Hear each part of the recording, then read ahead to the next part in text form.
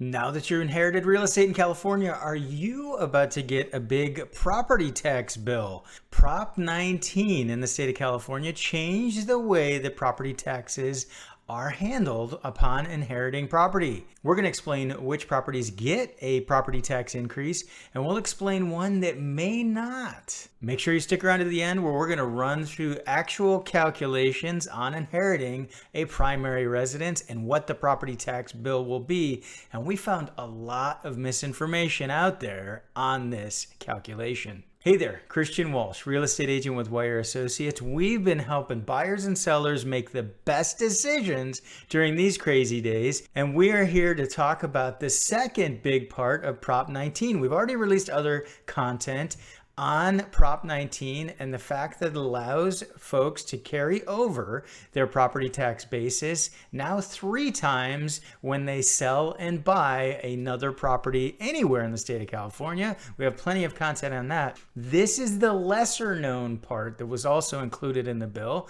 and this is what happens when property is inherited in the state of California as related to property taxes. And remember, we can't give tax or legal advice, but for the most honest and up-to-date real estate advice, subscribe to this channel. In the old days before Prop 19, when real estate was passed down from parents to children, or in some rare cases, grandparents to grandchildren, there wasn't going to be a reassessment of property taxes. So when a parent passed away and the real estate was inherited by the children, that real estate maintained the taxable value, the property tax basis of the date of death. And that was a big deal. And that applied to all real estate that was owned by the parent. So whether it was an investment or the primary residence, the property tax basis would stay the same. What changed after Prop 19 is that any transfer February 16th, 2021 or later will now be subject to new rules. And the new rule states that any investment property will be reassessed to fair market value by the assessor's office, and the property taxes will increase to that fair market value. Now, there is an exception for the family home or the primary residence of the person who's passed away.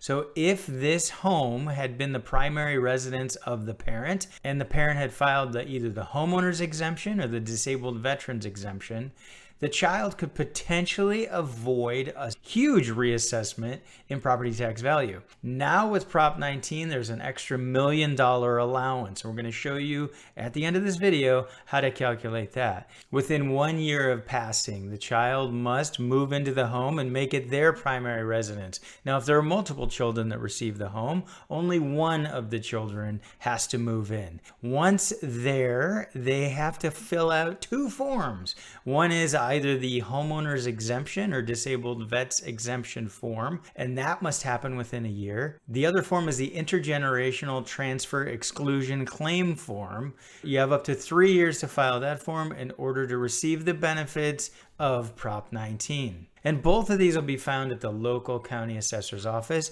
Now, if the child moves out and that no longer becomes their primary residence, then there's a possibility that the taxable value will be lost. If another sibling who inherited it moves in, it will remain. If the children all move out, it will lose its taxable base value and be reassessed at fair market value. Where do you find your taxable value, otherwise known as your factored base year value? Well, it's going to be on your property tax bill. And most counties throughout California, you can download any property tax bill. This happens to be from a recent listing I had, and you can see on here is the taxable value. It's labeled here up at the top, and the number in this case is $303,000.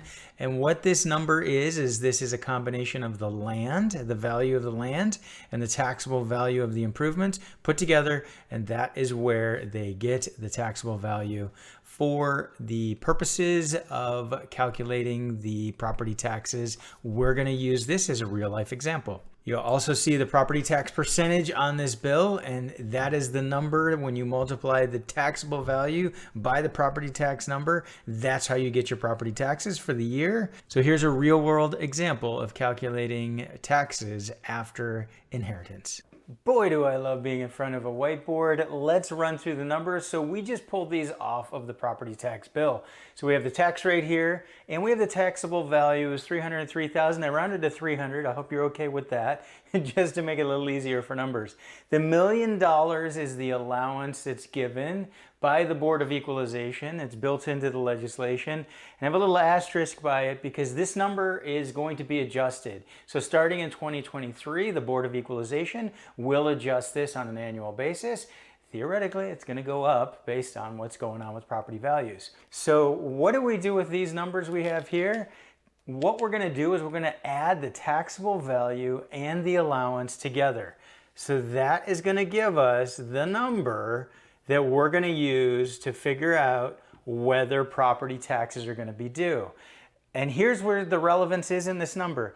If the value of the property is set at 1.3 or less, nothing changes. The taxable value, the property taxes are based on using these numbers. In this case, it was about $3,200 a year. So as long as this was a primary residence for the person who passed it on, as long as one of the children moves in, they fill out those forms I mentioned, and the value is 1.3 or less, nothing will change with property taxes. In fact, this home that we used, it sold for 1.2.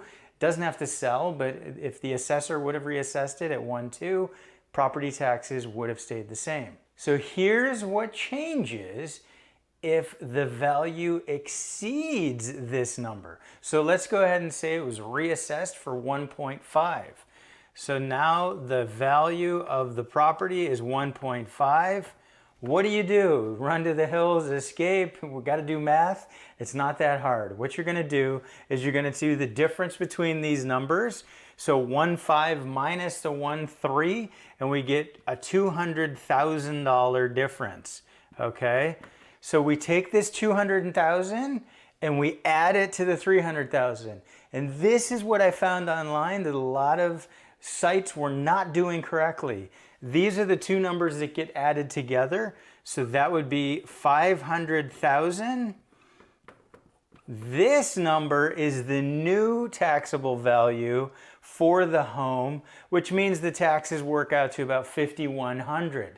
So the taxes do go up a little bit. That's the 1.02550 of this number here. That's the increase. So I hope that makes sense. If you need help figuring out what your taxable value is, tax rate, or what the value is after assessment, etc., we can go ahead and help you figure that out. We have our contact info below so that you can reach out for help. Leave your questions in the comments below and let us know what you think about this portion of Prop 19. Make sure you subscribe to our free weekly email newsletter. We cover topics like this, plus a whole lot more you need to know as a buyer or seller. And check out this playlist where you can watch some of the other videos that we created on Prop 19. Thanks for tuning in. This has been Christian Walsh, real estate agent with Wire Associates, and we want to hear from you.